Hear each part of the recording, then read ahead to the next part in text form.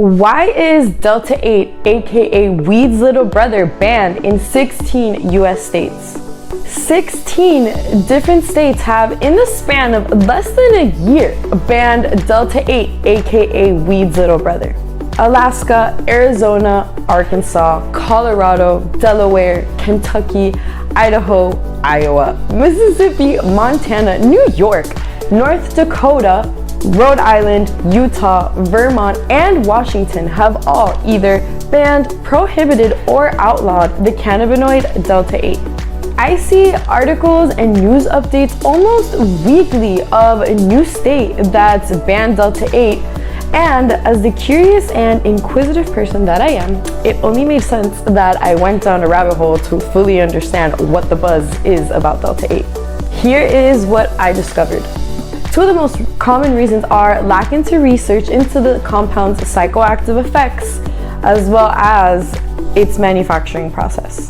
But to fully understand why weed's little brother, that has less psychoactive effects than traditional weed, known as Delta 9, is actively being banned, we both have to understand the 2018 Farm Bill as well as Delta 8 itself.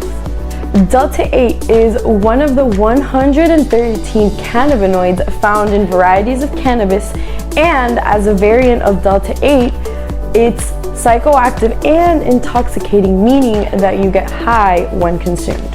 However, when compared to Delta 9, its effects are way milder and better suited for beginners who are looking to enjoy the euphoric effects without the side effects commonly associated with Delta 9.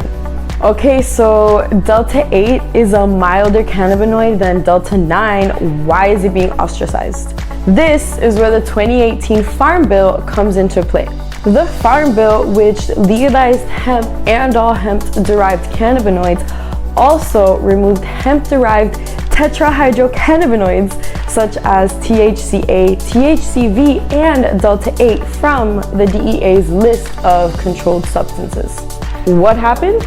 Manufacturers, those creative and sneaky geniuses, recently discovered that they are able to obtain Delta 8 from CBD in a plentiful, safe, and inexpensive manner through a relatively simple chemical process known as isomerization, which is defined as the process of transforming a molecule into a different isomer. In other words, Delta 8 products on the market are processed and are not directly extracted. This chemical process that the Delta 8 cannabinoid undergoes to become a Delta 8 product is what states are raising concern about. In the DEA's eyes, Delta 8 is a synthetic substance. What's remarkable about all of this is that there are 30 states where it's legal, so it just puts Delta 8 manufacturers in a conundrum, because in certain states they can operate and in other states they can't. Have you had your Delta 8 products banned? Does the fact that Delta 8 is banned only in certain states make sense to you? Let me know your thoughts in the comments below.